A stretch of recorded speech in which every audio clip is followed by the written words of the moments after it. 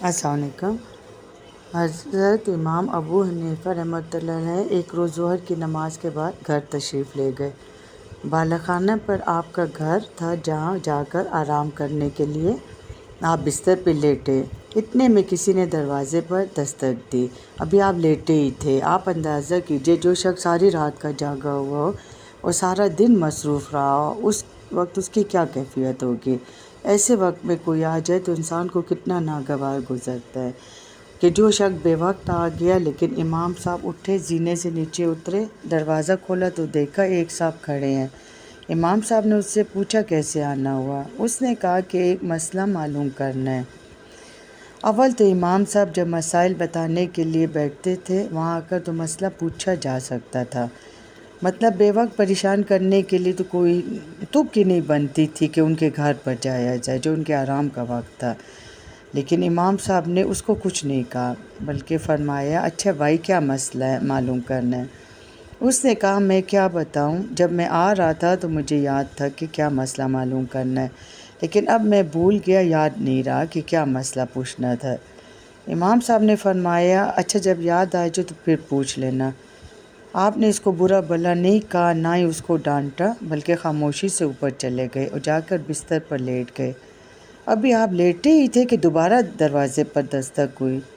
آپ اٹھ کر نیچے تشریف لائے اور دروازہ کھولا تو دیکھا کہ دوبارہ دروازے پر وہی شخص تھا۔ تو پھر امام صاحب نے پوچھا کہ کو کیسے آنا ہوا۔ اسے دوبارہ وہی کہا کہ ایک مسئلہ پوچھنا تھا لیکن میں دوبارہ بھول گیا ہوں۔ آپ نے کہا کوئی بات نہیں، یاد آئے تو آ جانا۔ آپ پھر اوپر چلے گئے۔ ابھی جا کے آپ پھر لیٹے ہی تھے کہ دوبارہ دستک ہوئی۔ جب آپ نے دروازہ کھولا تو وہی شخص کھڑا تھا۔ پھر آپ نے کہا کیا بات ہے۔ اس سے کہا حضرت وہ مسئلہ مجھے یاد آ گیا تھا۔ آپ نے فرمایا پوچھ لو۔ اس نے کہا ابھی تک تو یاد تھا مگر جب آپ آدھی سیڑھی تک پہنچے تو میں وہ مسئلہ بھول گیا۔ اگر اس کی جگہ ہم لوگ بھی ہوتے تو ہمیں اس وقت کتنا غصہ آتا، اشتعال کا کیا عالم ہوتا کہ بھئی ابھی میں لیٹتا ہوں اور یہ بندہ آ جاتے ہو پھر مسئلہ بھی نہیں بتاتا، کہتے میں بھول گیا ہوں۔ لیکن امام صاحب نے اس کو کچھ نہیں کہا۔ انہوں نے کہا چلو ٹھیک ہے، جب یاد آ جائے تو آ جانا۔ یہ کہہ کر آپ واپس چلے گئے اور جا کر بستر پر لیٹ گئے۔ ابھی لیٹے ہی تھے کہ دوبارہ پھر دروازے پر دستک ہوئی۔ آپ پھر نیچے تشریف لائے، دروازہ کھولا تو دیکھا وہی شخص کھڑا ہے۔ اس نے کہا حضرت وہ مسئلہ یاد آ گیا۔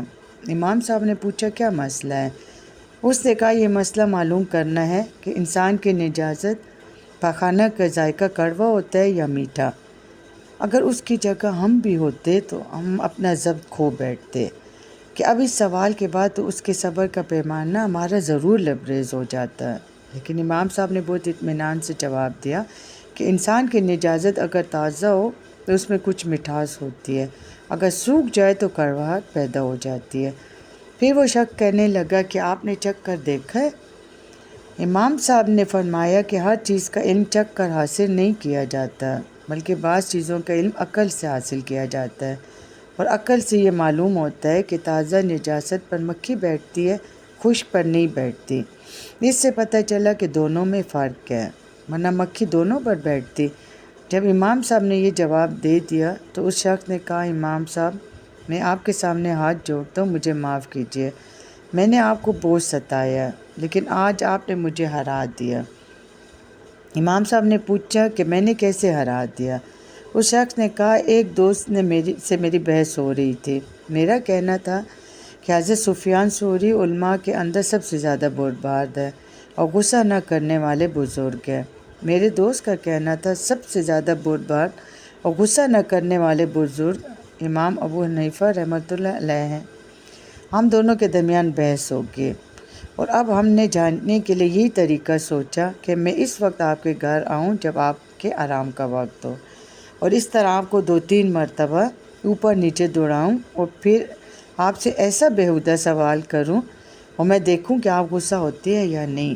میں نے کہا اگر غصہ ہو گئے تو میں جیت جاؤں گا اور اگر غصہ نہ ہوئے تو تم جیت گئے، لیکن آج آپ نے مجھے ہرا دیا۔ بس کہنا صرف اتنا سا ہے کہ یہ غصہ ہی ہے جو ہم سب کے لیے باعث عذاب ہے۔ کوشش کریں نہ کریں دعاؤں میں یاد رکھیے۔ اللہ حافظ۔